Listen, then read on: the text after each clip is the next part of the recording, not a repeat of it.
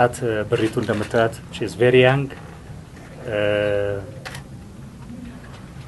እና የያዘችውን ፕሮጀክት ደግሞ በጣም ግዙፍ ነው ለብዙዎች ወጣቶች ለሀገራችን ወጣቶች ትልቅ አርአያ መሆን የምትችል ልጅ ነች ይሄንን አርአያነት ደግሞ እንግዲህ በእናንተ በኩል በሚዲያው በኩል ወደ ህዝቡ እንዲደርስ ነው የምናስበው ጥያቄዎቻችሁን ማንሳት ትችላላችሁ የምትናገረው ቋንቋ በደንብ እንግሊዝኛ ስለሆነ በእንግሊዝኛ መጠየቅ ትችላላችሁ በሚቻል መጠን ግልጽና ቀለል ያለ ቢሆን ጥሩ ነው ለሷም መልስ የሚመች ይሆናል ወደዛ መሄድ እንችላለን እድሉን እኔ እሰጣለሁ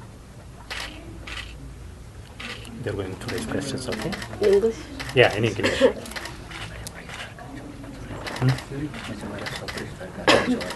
Okay, they can. Okay, let's start. Okay, briefing them. Okay, then they will raise their questions. Okay, you can talk about the project, about the prize. Okay, when you come here. Okay. My name is Baritu Ahmed. I was born in New Zealand on 2000, 18th of June.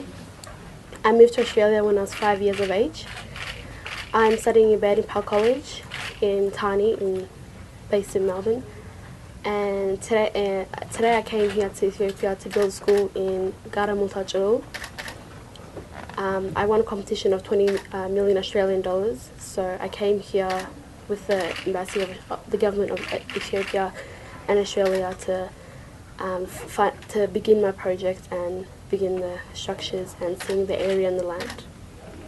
ዋናው ነገር ምንድነው በተለያዩ ክበባት ተሳተፍ ነበር እሷና ከነኛ ክበባት መካከል እሷ የምትመራው በተለይ በሂውመን አፌርስ አካባቢ የሚሰራ ክበብ ነበር እና በዛ ክበብ ዙሪያ በመሰራበት ወቅት ሰዎች ለሌሎች የሚያደርጉትን ድጋፍ በሚመለከት ሐሳብ ይለዋወጣሉ የዛ ክበብ አባላት እና እሷ ደግሞ ያነሳችው ዋናው ሐሳብ የነበረው ምንድነው ሌሎች የመማር እድል እንዲያገኙ ማድረግ የሚል ነውና በዛ የተነሳ ያንን ሐሳብ የሰሙ ወገኖች ያው ያንን ሽልማት እንዳዘጋጁላት ነው ያወቅነውና የተረዳ ነው ይሄ ከአመት አካባቢ የሚሆነው በ2014 አካባቢ የተፈጸመ ነገር ነው አሁን እሷ እዚህ አገር ቤት ስትመጣ ለጉብኝት ነው እንግዲህ ሁኔታውን ለእናንተም ያው ይፋ እንዳደረገችው እዚህ ገለጸችልን እና አሁን አላማዋ ያው ቀደም እናንተም እንደሰማችሁ ስትገልጸው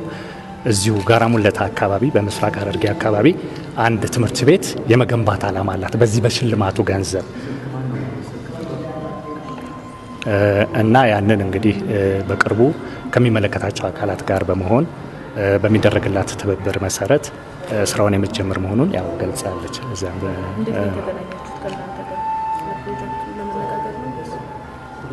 አይደለም እንግዲህ ልጅቷ እዚህ ስትመጣ ያው ሽልማቱን እንዳገኘች ያው መረጃዎች ነበሩ ከዛ በኋላ በቤተሰቧ በኩል ወደኛ መስሪያ ቤት መጣች ክቡር ሚኒስትራችንም ደግሞ እንደዚህች አይነት ጎበዝ ሁለተኛ ደግሞ አርአያ ልትሆን የምትችል ለኩዮቹ አርአያ የምትሆን ልጅ ያው አነጋግሮ ማበረታታት ያስፈልጋል የሚል እምነት ስለነበራቸው ጠርተው አነጋግረዋታል እንደተመለከታችሁትም እናንተ ያው በጥሩ ሁኔታ አበረታተዋታል ያው ከመንግስት የሚፈለግ ድጋፍ ካለ ለዚህ ላሰበችው ፕሮጀክት በሁሉም መስክ አስፈላጊ ድጋፍ እንደሚደረግላት አረጋግጠውላታል